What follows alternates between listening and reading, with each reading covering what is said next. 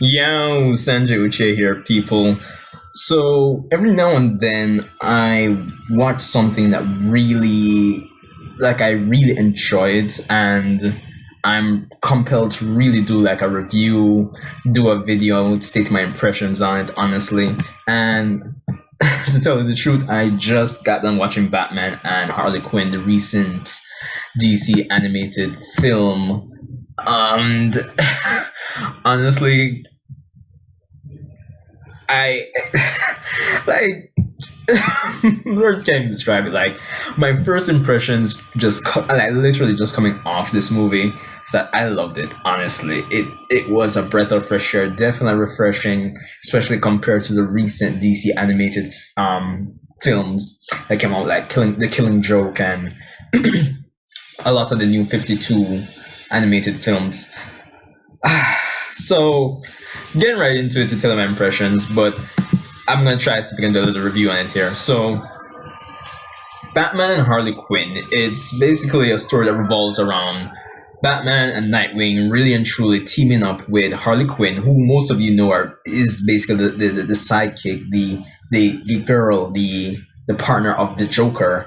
Um, Features Batman and Nightwing teaming up with her to stop Poison Ivy and the Floronic Man, which I'm not too familiar with. I'm not a big comic fan, but yeah, from basically they have the plot of transforming all people on the planet into plants to basically quote unquote save the world, because humans are there, they're responsible for global warming, climate change, deforestation, the works. So in the head of Poison Ivy, in this plot here, they're saving the world from mankind.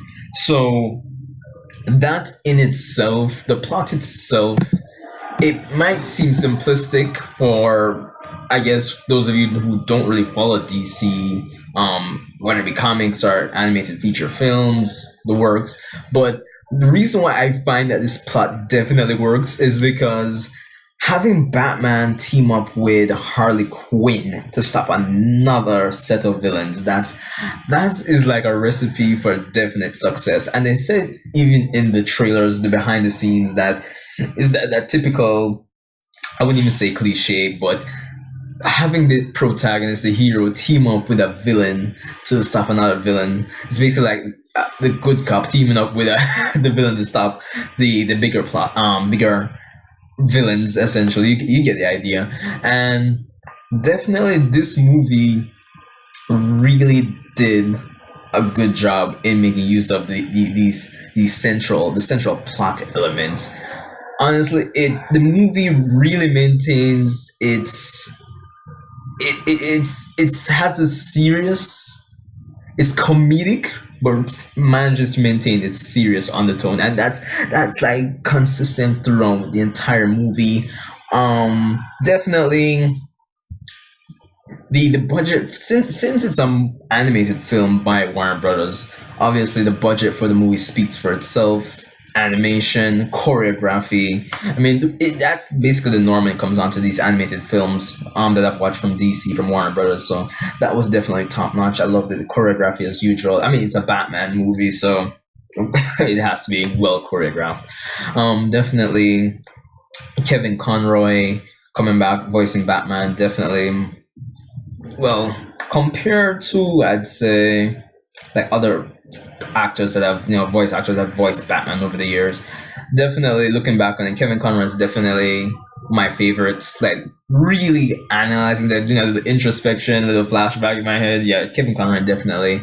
Lauren Lester as Nightwing, definitely props to them.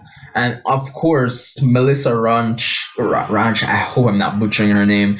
First time voicing Harley Quinn, excellent job. I honestly didn't even know that it was the actress's first time voicing Harley Quinn. It just felt so natural. So definitely great voice acting, great voice work there. The movie is actually well paced. I didn't have a problem. Like initially looking at the runtime of what, an hour 14 minutes, I was like, I don't know. Granted, even though most of these DC movies are around that length, give or take, but the pacing is really good. We actually wrap up all the plot elements pretty nicely. We're not in one place for too long. It's the usual. It just flows pretty nicely. I loved it. Um, I'm trying not to really give any spoilers, but there were some key moments in the movie that I really loved. I definitely like the Nightwing and Harley Quinn moments early on in the movie. As I mentioned, it's comedic throughout. Even if you're not a DC fan, I would recommend you definitely check this movie out. Um, it should be available on Blu-ray and DVD, or if you want to, I guess, stream it online, whichever works. Um, but yeah, Batman and Harley Quinn is definitely one of those DC movies which definitely switches it up. It's a refreshing take on, we've had a bunch of DC animated films, and this one definitely stands out as one of my all-time favorites at this point. Oh my god. Like, I'm just giving like my impression slash review. Like, I'm just getting off, as I said. Definitely a great movie. And one thing that I definitely liked about it, because growing up, I used to watch Batman the animated series, Superman the animated series before, everything transitioned into Justice League and Justice League Unlimited. But I really like that, and they said it in the behind the scenes videos for this movie as well, in that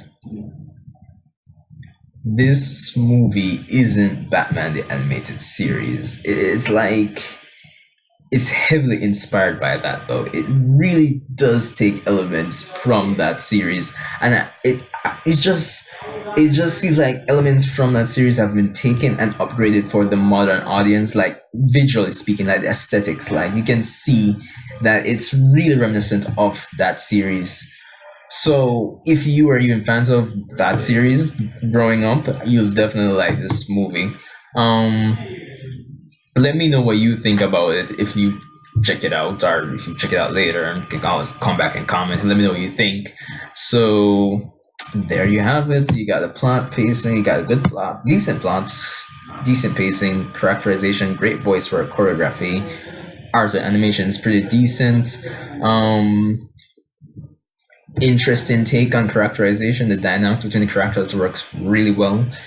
Nice serious story, but comedic undertone. As it works either way. Comedic, serious undertone. Comedic, serious, comedic undertone. You get the point. It works throughout the entire entire film. So final thoughts, definitely.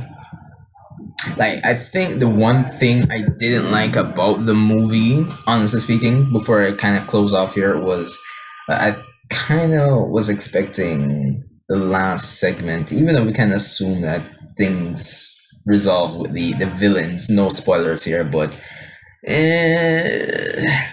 I just wasn't completely 100% on with it, how they resolve things in the end, because I wanted to see what happened to such and such characters. But oh well, that's my only gripe. So definitely at least a 9 out of 10 for me. 9.5. Like, it varies, depends on you.